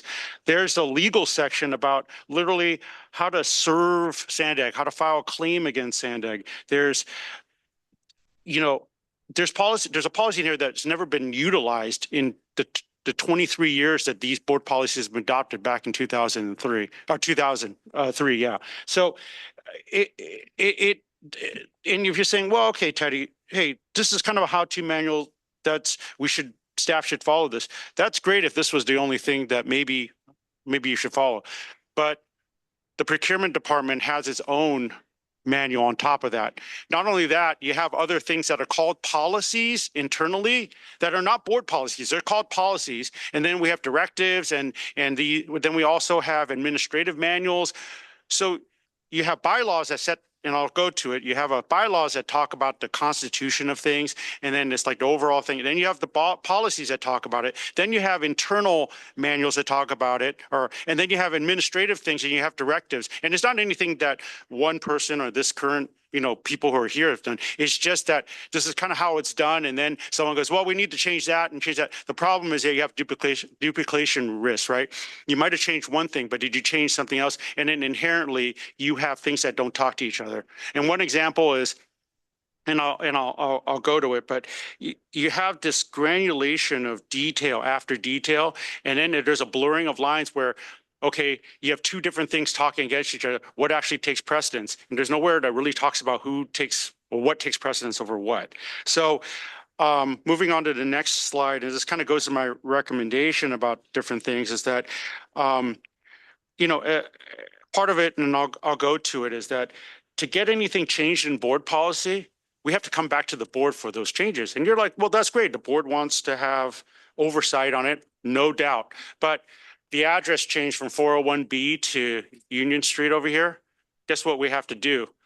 We'd have to come back to you and go, board, we have the wrong address here.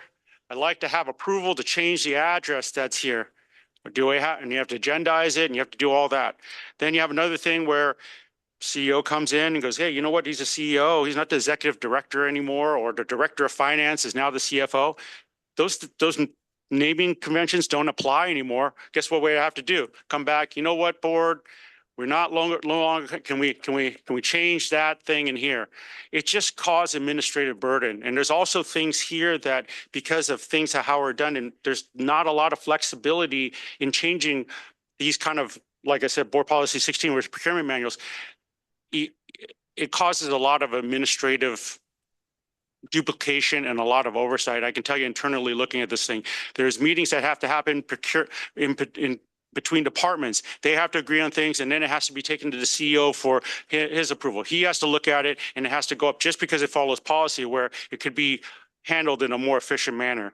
So part of it is, and this is kind of the key recommendations, that the first thing I want to do, if subject to this committee's kind of go ahead, is that going through and I've kind of started working on it, is working kind of top to bottom, looking at the bylaws. The bylaws aren't actually that bad. Bylaws are only about, I don't know, 12 pages, starting with the bylaws and seeing, hey, what the power of the bylaws are. And some of the bylaws are a little wonky too. The bylaws are supposed to be things like the Constitution. Like I said, there are very few changes, but you have issues in the bylaws where you say, well, these are the bylaws. This is the firm rights of the board. And you're like, that's great. However, the board of directors can just vote and change it.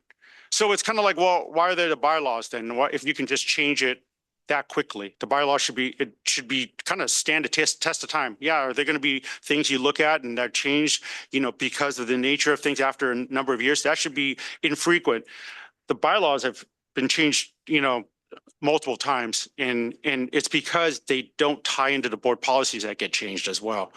So I'll be coming back to it with my final plan, but starting with reviewing the bylaws, coming back to this committee for, hey, what do you think about these changes to the bylaws? If you like what I've proposed and you're accepting that, then going through the board policies, and I'll detail those a little bit more of how we can strip these down, not taking away oversight or power of the board, but stripping these down so that these are kind of more internalized. You provided the guidelines or the playbook for the team to follow, and they run the plays based on what you're telling them. And then also working towards and stripping down kind of internal government, because we don't need these four things talking about the same thing. And that goes into number 2 about, the recalibration of the operation and the delegation of authorities, because there's a lot of things that, because we have committee meetings, the policies kind of don't talk to each other. It gives some power to committees like this, but does it really have the power to do things, or it has to go back to the board? There's a lot of question marks in here about that, and I'm trying to clean that up.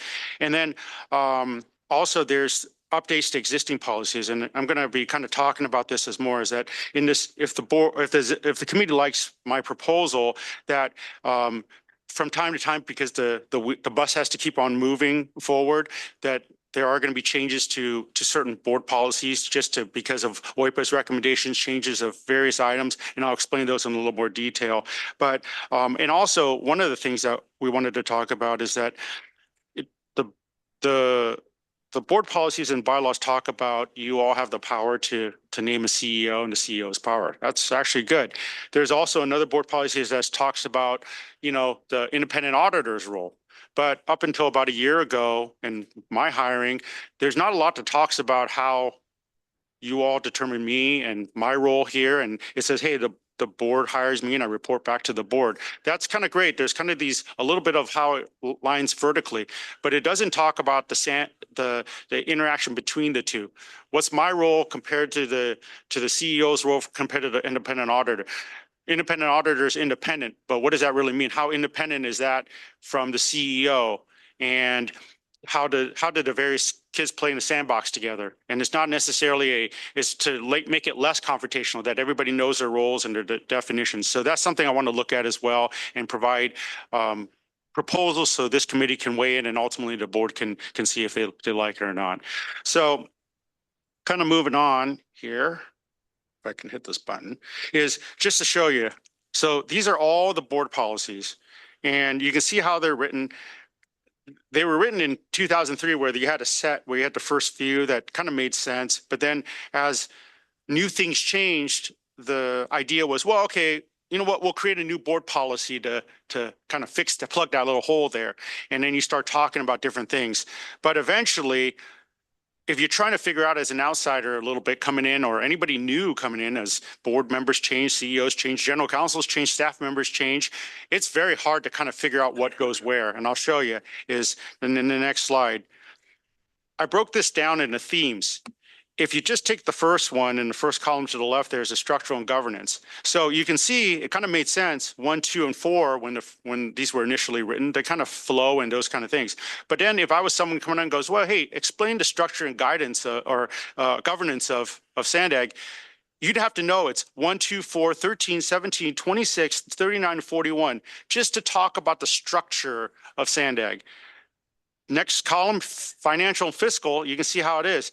3 was the first one that was done and was set for a while. Then someone decided, hey, we need travel expenses. They threw on 11, and then there was a big break, and then all of a sudden they threw in 28, 30, 31, 32, 36, 37 that all talk to that. And it kind of goes along with all this stuff. I mean, procurement and project delivery is one thing. So you can see that it's very hard to piece together. It makes it very difficult for staff, board members, members of the public, legal, to figure out, hey, are we complying with one thing or another, because they're kind of jumbled up. So my idea is that once if the committee likes this idea, is that I come back with the bylaws, you give the green light, that looks good. Now that I have the overall constitution, I can go based on that and propose restructuring of each of these different sections. And you go, hey, you know what? I like what you're doing for structure and governance.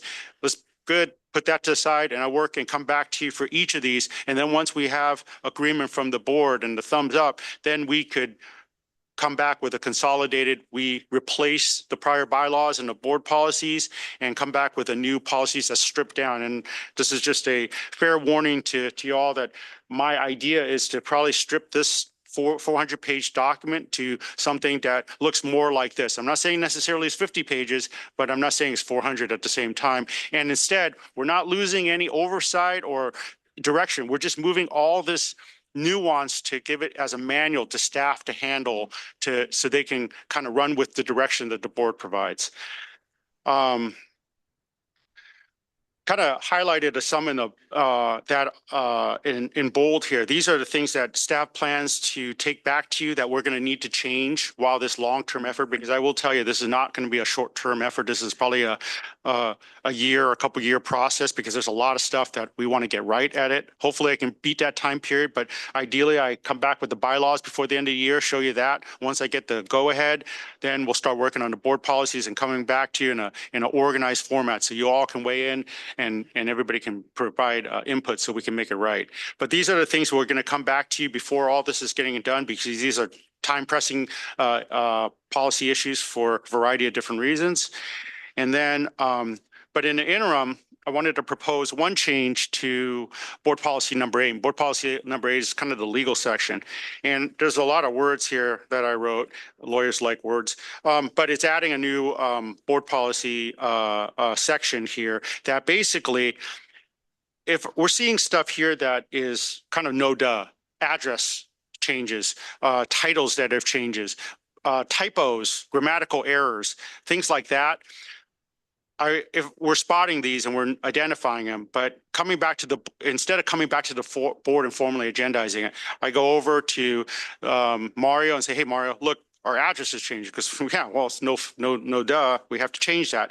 Making those types of changes and then providing a report to the board within 60 days. And I'll explain why my logic was 60 days and saying, hey, board, send you a memo. We made these changes to X, Y, Z, and this is the reason why we made the change, and letting you know. And there's a lot of checks and balances here. Unilaterally, I can't come back and make these changes to the things, because let's say I go rogue and I decide to say, oh yeah, that's legal, I'm going to make all this changes, or, that's a technical thing. And you're like, that's not really legal or technical, it's kind of outside the bounds. I have to get the CEO's buy off on it. And he's going to go, yeah, that makes sense. And we both jointly present a memo to you and you all look at it, or the board looks at it. And then let's say the board, Mayor Duncan looks at it and go, wait a second.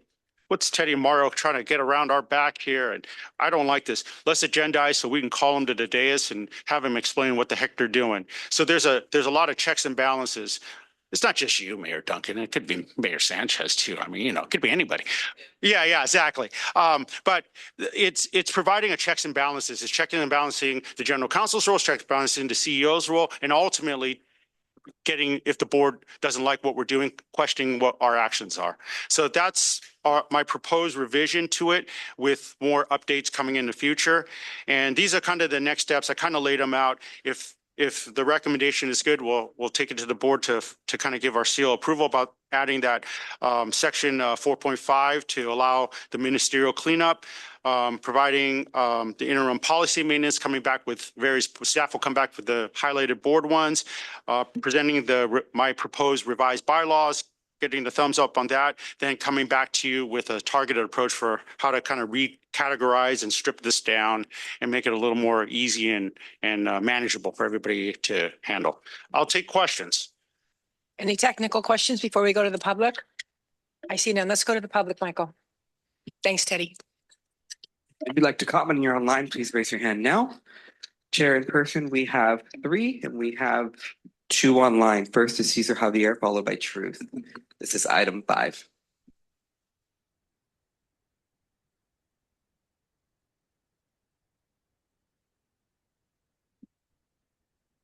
From our understanding. Thank you, Mr. Presenter. Thank you, SANDAG.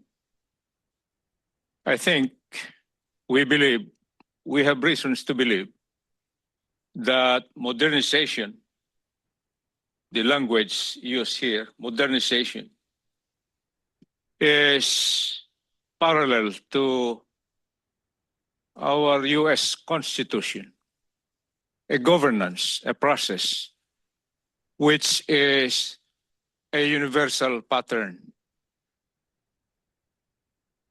The bylaws that we are talking about perhaps is the result of this audit on performance and fiduciary effort. Performance, fiduciary are strongly correlated to the bylaws or vice versa.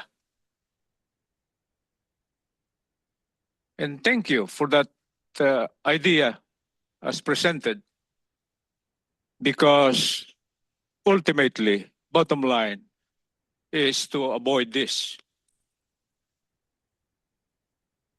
Let us do the right thing, because this is not only about mobility and circulation of people, but rather in totality, survival.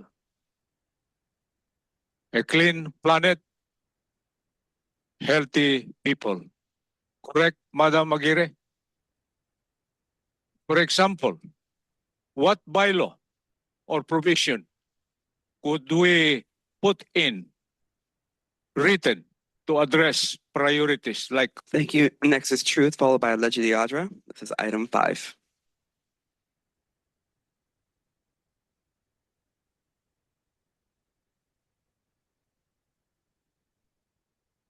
For the record, Manny kept IB counsel in the dark as an MIA mayor. It only took yet another 6-figure failing attorney to point out the mistakes that I already pointed out a year ago, including the old SANDAG address.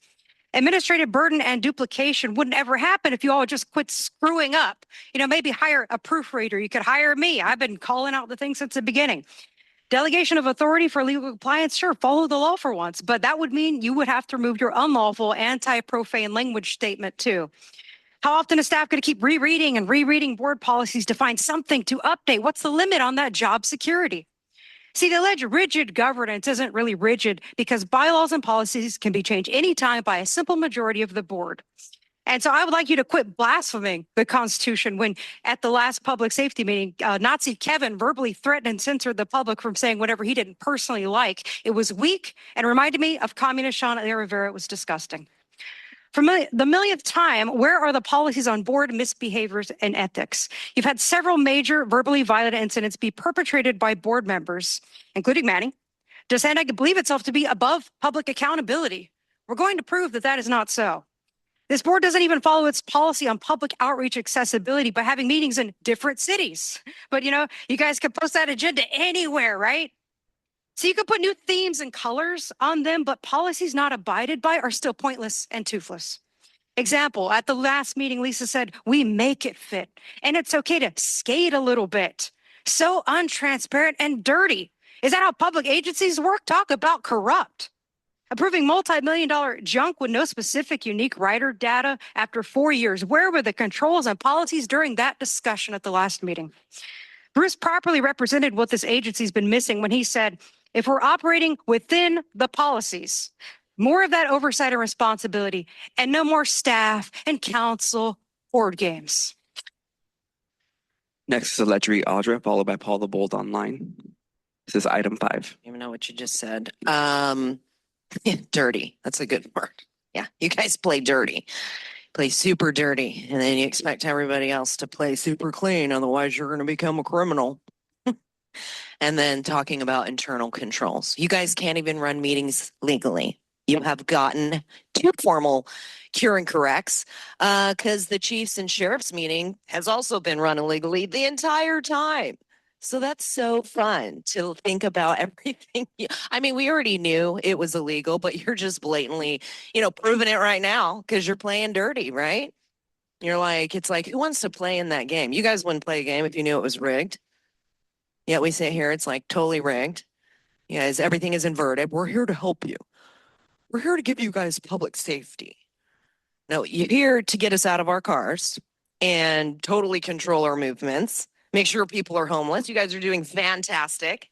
People are dying left and right, or just, being arrested for having to go get watermelons out of a donation bin. But good thing she's being charged with a felony and is in Las Colinas right now, right? Money well spent.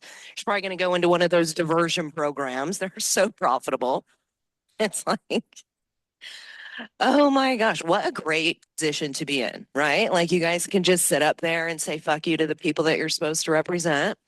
I mean, as long as you fill your pockets, right? You don't have to worry about the people out there just begging and digging through the trash can to get some food. They're such an eyesore too. It's good that we move them around. You know what I mean? We don't want people seeing that, especially if they're coming into the convention center. Like people wouldn't come if they could really see what's going on, right? But it's nice. I mean, it's like the city of San Diego, they just walk over them as they're leaving the meetings. And then in the morning, they're cleaned up by Downtown San Diego Partnership. Great contracts, you guys. Good job racketeering. You're going to continue, but I look forward to, this house of cards self-imploding. Good job. Next is Paul the Bold online, followed by Gambler.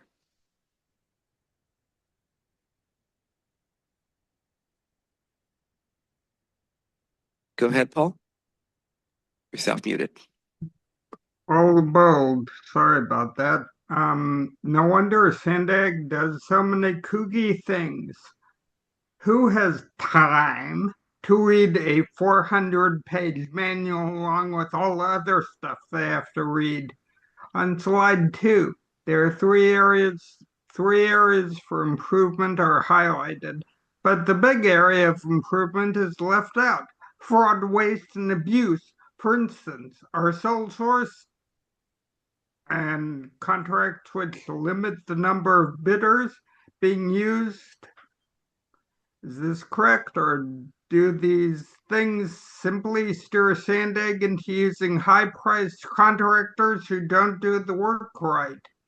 Like the recent wall stabilization project, the bikeway project that needed a $5 million time extension. Are contingency fees proper, or is SANDAG just giving out money? Maybe the state can do an audit and find out.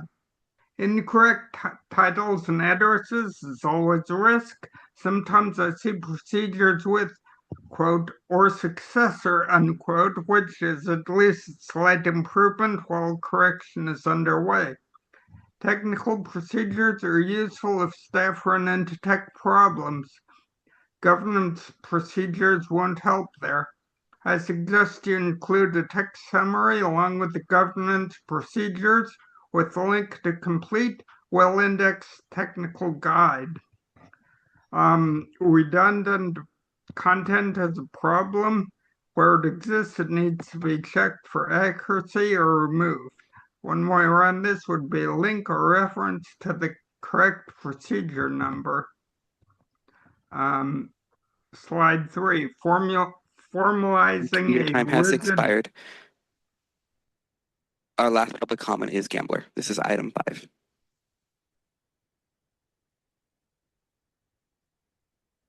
Gambler, you're self-muted. Hello, how are you guys doing? Can you hear me? Yes, go ahead. Okay, perfect. Now, I still have a major issue with the fact that many of our elected officials have been selected. I mean, hell, you guys buddy up to all the NGOs, they run the show, right? I mean, as long as we cannot audit our elections properly because of NVRA subsection 7, and we were promised by subsection 8 that the county supervisors will make sure that the registrar is making reasonable effort. Now, I filed a bunch of PRRs, whatever the hell it is, to verify the fact that they have it. And I'm going to ask them to go ahead and do that before they certify the election, or they could do it after, and then we could identify the fact that our elections are bullshit in San Diego, that we've been hiding fraud, trying to throw people in jail for exposing it, firing them for exposing it, putting them on hold for 6 years for exposing it, right? We're about to go ahead and see that, or we're not, because the people don't really give a shit. But I do. And I'm not going to stop until I find out whether or not you've been allowing people to commit fraud and covering it up. You will show me the fact that you've been doing a reasonable effort, and this will explain why the fuck SANDAG doesn't give a shit about what the people want. That is about to happen in multiple different directions.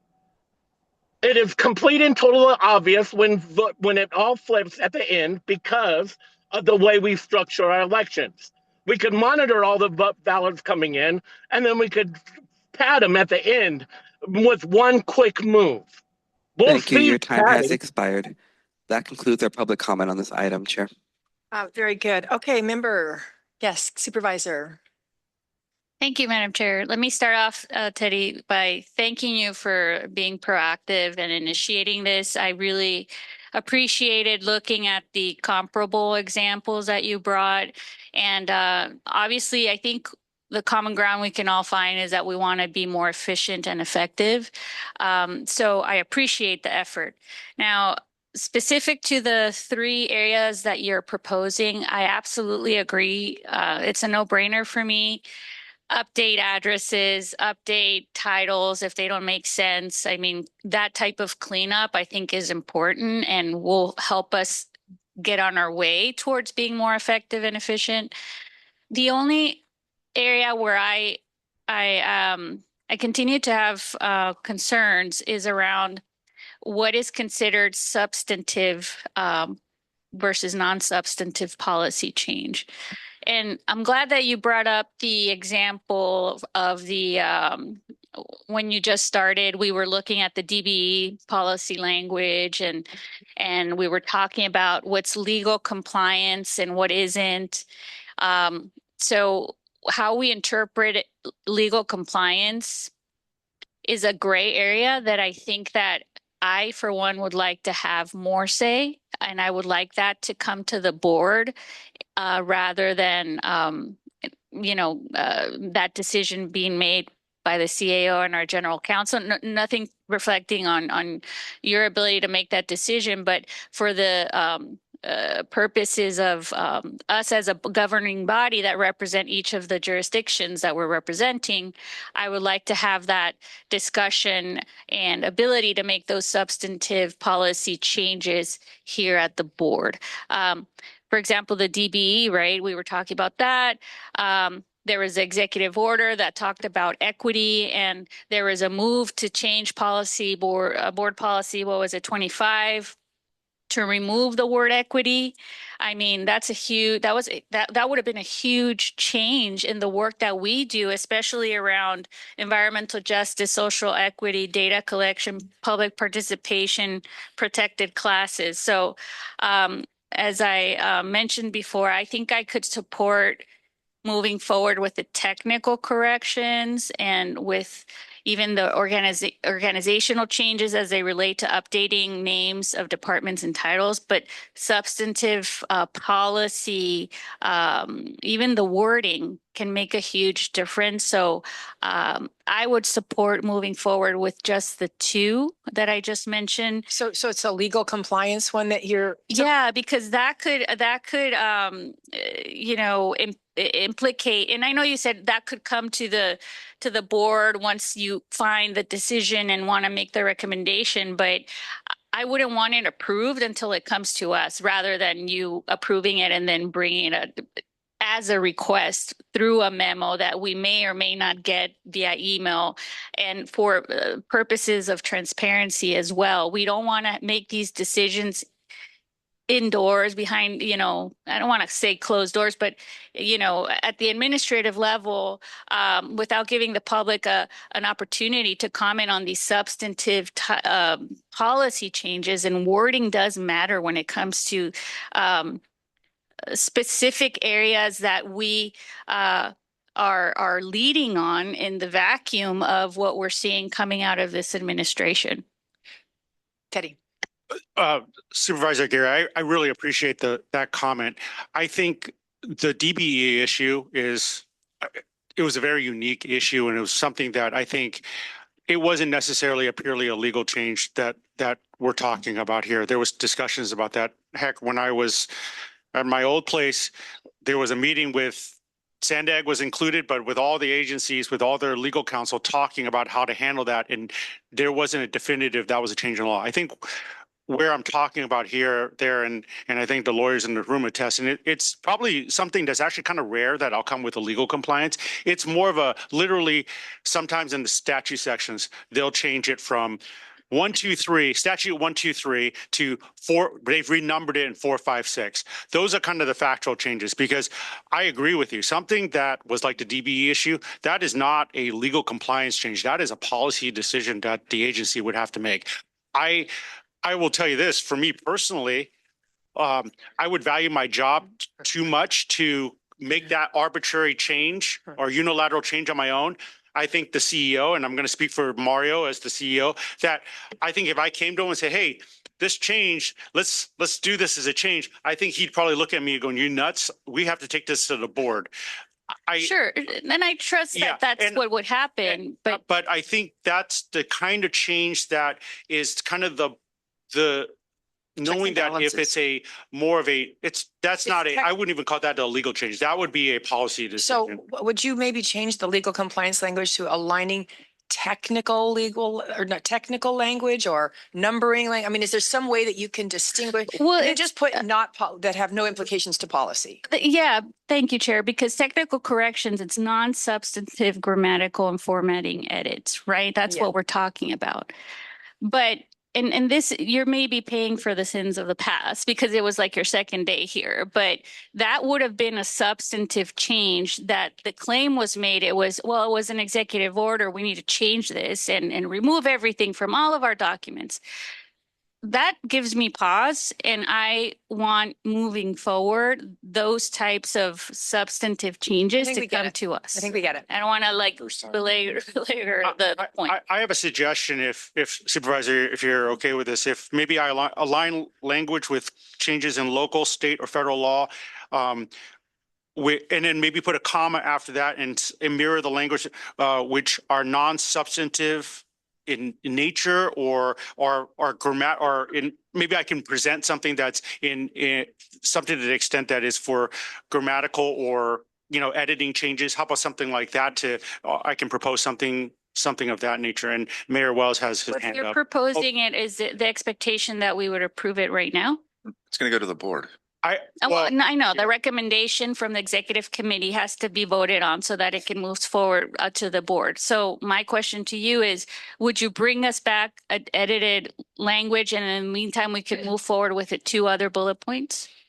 Sure, or I can come back to next board. I mean, maybe not next board meeting, but the following board meeting or next board meeting with just a proposed revision to that and see. I mean, we can agree to it here. I can agree with that. Yeah. So we can move forward with the 2 bullet points and put a pause on the third. So let's go to Mayor Wells and then Mayor Duncan. My only suggestion was that perhaps we could form a subcommittee that would meet quarterly, or have this board meet quarterly to bring all of these changes to one place, go through them like a workshop, flag anything that might be politically sensitive, and then disperse with the 98% of it, which is just going to be numbering difficulties or that kind of thing. So instead of shall submit a report to the board, it would be shall submit an item to the executive committee within 60 days of the changes. We could add that as well. Is that? Okay, so thank you. We'll go to Mayor Duncan. I'm sorry, did you want to I'm fine if you want to go first.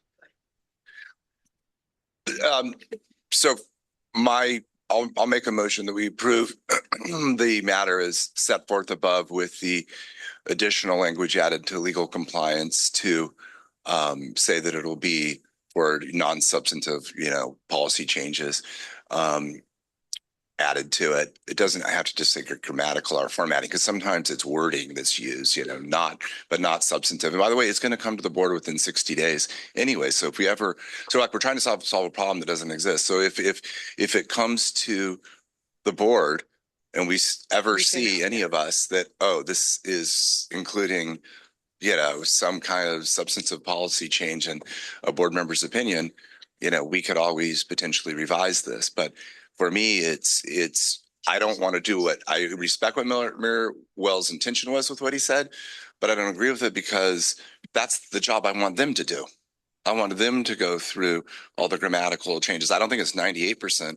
I think it's 99.99999, probably 100% will never have an issue because using the strong brains that they have, they're not going to err on the side of trouble and put substantive policy stuff in. Right. It's in order to try to keep them compliant. It's a compliance issue. We're trying to stay compliant as much as possible for our agency and move forward. But still, we'll get the disclosure.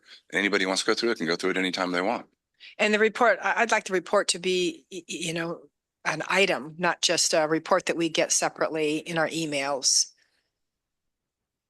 in the 60 days. Is that was intended? Well, I was trying to say, we could send a memo. Mario and I could jointly send a memo that's to all the board members. It's to try to kind of reduce the bloat that's on this thing. Because if we come back to you, let's say the address thing, if you itemize it, we can lay it out and say, hey, we changed this thing, and then you have to hear it, or maybe put it on. We're trying to reduce the bloat that the board. I totally get that. I'm just saying that instead of it coming to us in a memo in our emails, it should come to the public too. So it should be an item on the board agenda. Right. So I would change my motion to make that clear because I wasn't clear about that until you edified me there. So, and I understand what our council is trying to do, but I don't think that addresses the concerns of the other board members. So I agree with you. So I would say, so instead of it coming back as a report to the board summarizing any such updates within 60 days, it would come back to the board in the agenda packet for review. And I do think I 99.9% sure, I'll say, I'll leave a little opening that they'll all be on consent. Yeah. Okay. And Mayor Sanchez, did you have something you wanted to add? Right. I just thought that if it was on consent, that would provide the notice and certainly the opportunity to pull it if should someone think that it's a substantive versus a non-substantive change. So I added that to the motion. Great. Just to make very good. And Supervisor, would it be good if we added the word non-substantive to that so that it can be handled today? With the discussion that we've had, knowing that it will come back to the board who would tag anything that seemed to be implicating policy and anything that we didn't want. Yes. So if it's if it's under technical corrections, non-substantive, grammatical, or formatting edited, I'd be okay with that. So say that again. So under technical corrections? No, under the legal compliance. Where is it? Okay, aligning language with changes in local, state, or federal law, not including any substantive, legal, or policy changes. I'm okay with non-substantive grammatical formatting edits, also updating titles, and that it come back to the board within 60 days as a consent item. I'm okay with that. But anything related to the changes in local, state, and federal law, I'm not okay with it not coming to the board for approval. You're not okay with it not coming to the board? Mm-hmm. Having that decision made at the administrative level. Right. So all of this is going to come to the board, no matter what it is. It's going to come to the board, like we just said, and added to the motion. So what we're trying to do is clarify the language under the legal compliance part so that we can approve it all today. And I'm asking you what would make you comfortable with aligning this language under the legal compliance, aligning language with changes in local, state, or federal law, not including any substantive, legal, or policy changes. But my question continues to be, will that decision be made administratively at any point? No, well, I want clarity. Thank you. No, I mean, to me, it's very clear that it comes back to the board. So if it includes what you just, I don't want to repeat it again, but if it would includes that, it would come to the board and then it would be. And in 60 days, everything that's done within those 60 days in all these three categories would come to the board in a consent agenda item, which any of us could pull. For Nothing approval. will go into effect until. Perfect. Yeah. Nothing will go into effect until. Okay. All right. I can't see. Did you have anything else, Duncan? I think that the and obviously reasonable people can totally disagree. I believe that the language we've added achieves the concerns that the board members have expressed, that it states aligning language with changes in local, state, or federal law, not including any substantive legal or policy changes. And again, it'll come as a consent agenda or an agenda item if it's pulled within 60 days of the changes. So I would leave the motion as set forth. And I just think where we're at procedurally is that we would need a second so we could vote. Yeah. Second. Very good. All right. All in favor, say aye. Aye. Any opposed? Any abstaining? Okay, that passes unanimously. Good work, Teddy. We did something like this with our work plan at our city that had just been year after year after year, patchwork. It was getting fatter and fatter and more complicated. Now it's streamlined and staff can use it as a to-do list. It's much easier for them to keep into compliance and know the values and the priorities of our council too. So I appreciate all the work you did for this and that you're going to do for this. Yeah, I appreciate the comments, Chair, and I'll look forward to bringing back to this committee my proposal. So I know you're really excited when I come back. Thank you. Very good. All right. Okay. If no further discussion, this concludes our meeting. As a reminder, we have no executive committee meeting on July 3rd for obvious reasons, or in August when we're dark. So the next executive committee meeting will be September 4th at 9 a.m.